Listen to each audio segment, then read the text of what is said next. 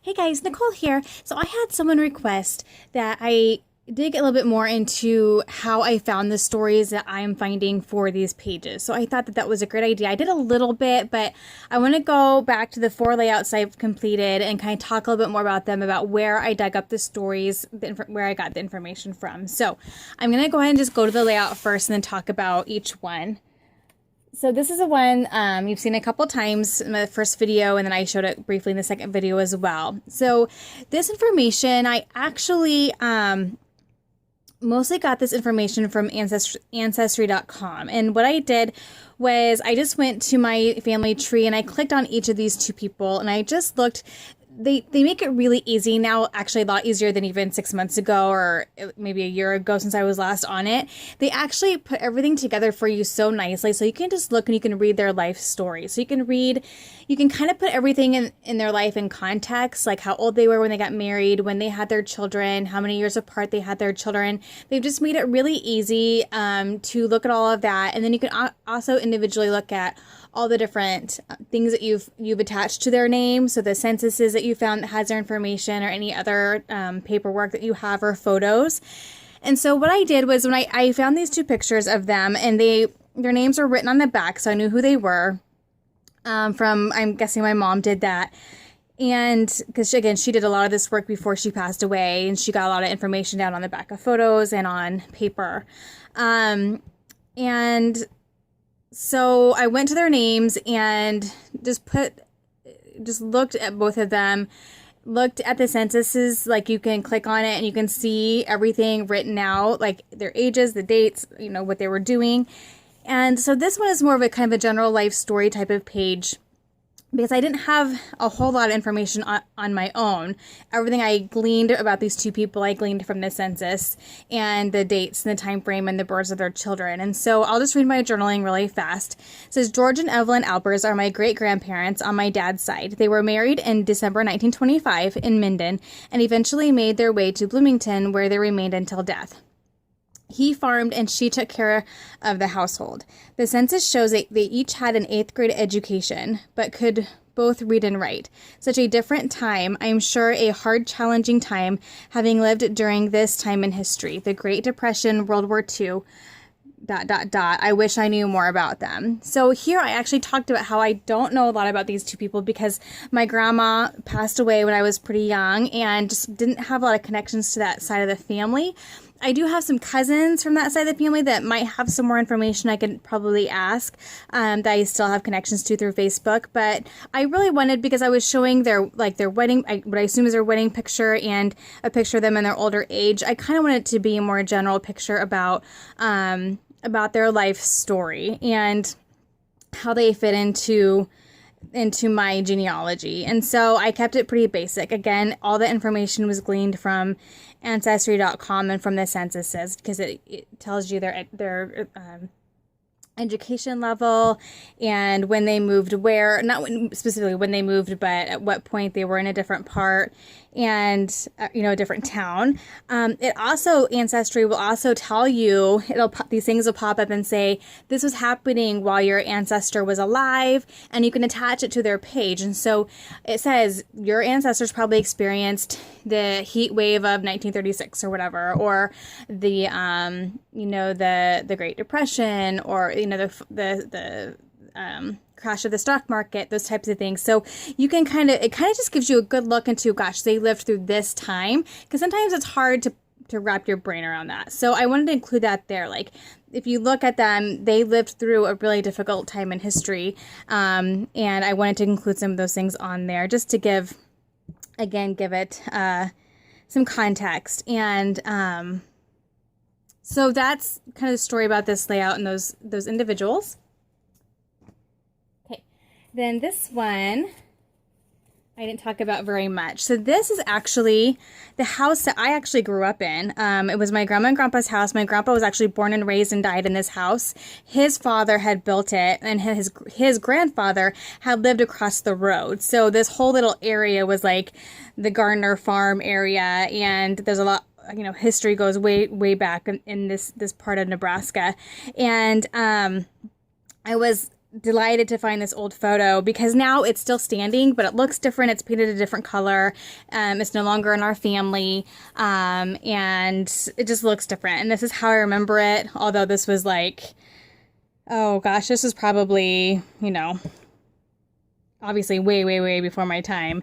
Anyway, so I just have so many memories in this house, and I just loved, even being in the house, I felt the history of it, being there, and then knowing more about the fact that this house was built across the road from his parents' house, and that he built it himself. And there's just, I love that part of this story.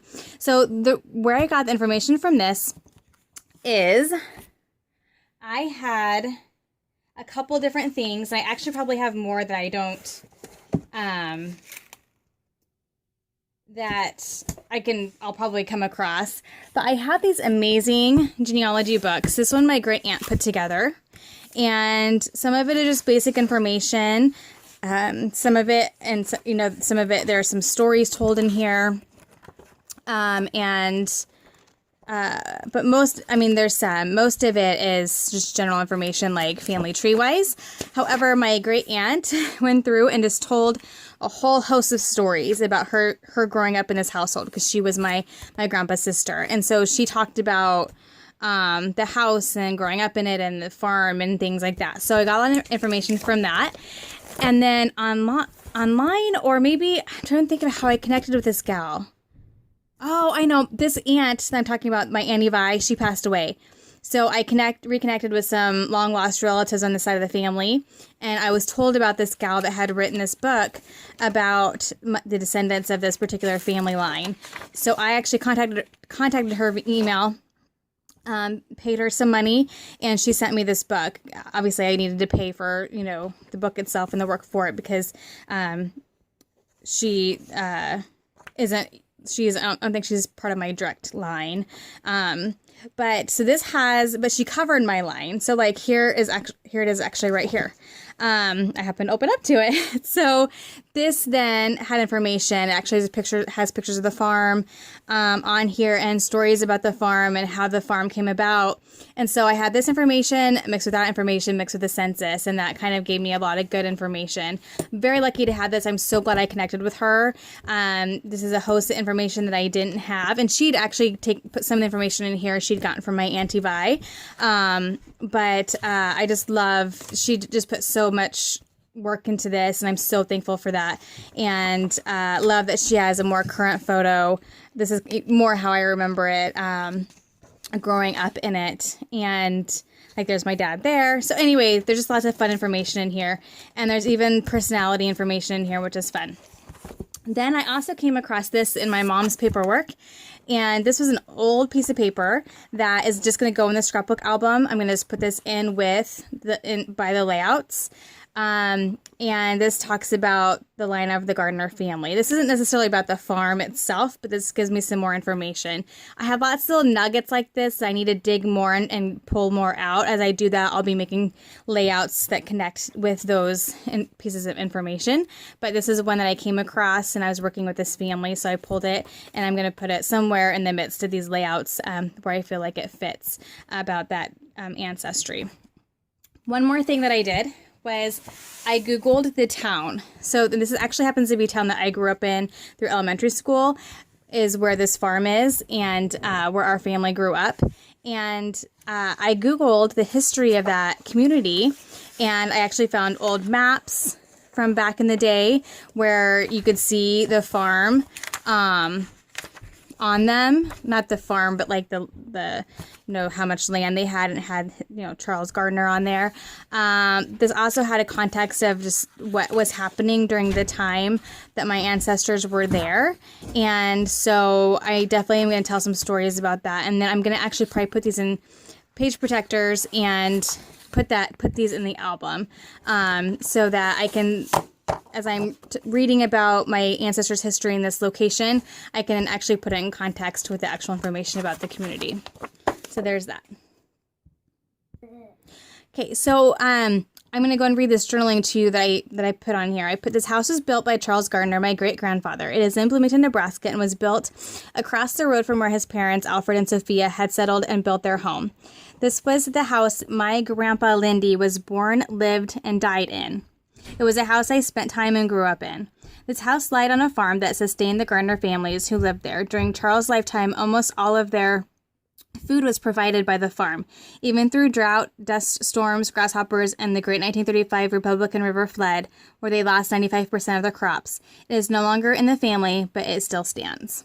So those were stories I had found in those books I told you. Talked to my great aunt had wrote stories about how the 1935 Republican River flood ruined 95% of their crops, but they were able to get to high enough ground that they were able to save all the animals. And but all those things happened during their lifetime where they were on the farm. So just some, and I have lots of stories from her that I think I'll be able to do lots of fun layouts on. Stories about Christmas, what their Christmases were like. She talked about how they ate popcorn and ice cream all the time, and just those types of fun details that I can't wait to get down on paper in a scrapbooking format. So here's this layout.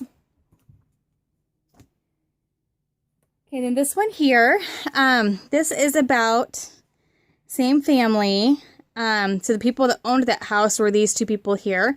I found two photos, one of them, where they're all younger and then a little bit older, where I'm assuming they all came back for some special event and took a family photo. And this, my mom had put their names on them, so I just got their names documented. And then I really focused on Charles and Rose's marriage and family life. And this information I got from the books I just showed you, as well as the census. So I'll read that to you really quickly here. Charles was born June 17th, 1878 in Boone, Illinois. Just information I got from the census. He moved to Oak Grove, or Bloomington, because it changed names, with his family and remained there until his death. Rose Zuloff was born October 24th, 1885 in Ravenna, Nebraska, and they moved to the Oak Grove area not long after she was born. Again, information I got from the census. She and Charles got married and had 7 kids, including my grandpa Gardner. They built and lived in a house across the road from Charles' parents, who both died young. Information I got from the census, like you could figure out at what age he was that his parents both died. Charles farmed and Rose took care of the household. Charles was well known for breeding the best shorthorns called the Gardner Shorthorns, which I had actually newspaper articles in these books about that. He also bred English shepherd dogs and raised enough animals and crops to mostly feed the family. They were known to eat a lot of ice cream and popcorn. So a little bit of information there, but I might do a separate page on that, on maybe food stories or whatever. Charles was thin, black-eyed, and was known for his Gardner stubbornness and obstinance. Rose spoke broken English, was coarse, large, good-natured, and profane, yet was also known to be sentimental, motherly, and was famous for her ginger cookies. All stories that were told by my great-aunt. Charles died at the age of 88 and Rose at the age of 67. They are both buried in Bloomington. So here, maybe I know I have pictures of their graves. That might be something I can maybe put next to it if I have some graves of, or even, I don't know, I'll figure out something, because I think they're all maybe buried in the Bloomington area, the same area. And so again, that's information that was all in those stories that were told by my great aunt in that book. I also have a book on the Zuloff family, so I'll be able to go back to her side and tell some pretty specific stories as well.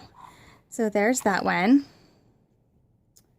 And then this one, which I did the process video for. This was just more of a, here's these 5 brothers. And it wasn't really a story, or it's not very informative. I just had found these different photos of the same, my grandpa and his 4 brothers.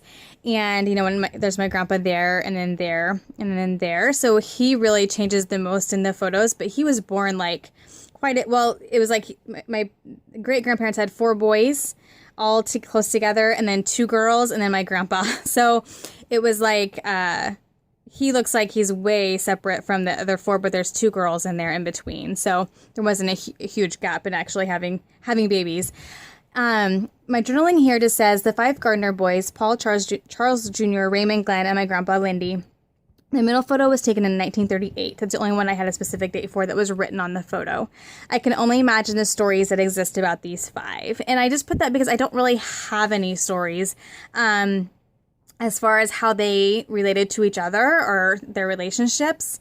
I'm sure that they all farmed. I'm sure they all worked hard, but I don't really know much more than that. And so, but I mean, they're 5 boys. I'm sure that they were absolute trouble. And so they just have a gleam in their eyes. I don't know. They just, and just knowing that side of the family, but I just wanted to put that there because that's what comes to my mind when I see these photos. Like, you know, how much fun that had to have been, and I bet how much trouble they got into. Anyway, so that's not super informative.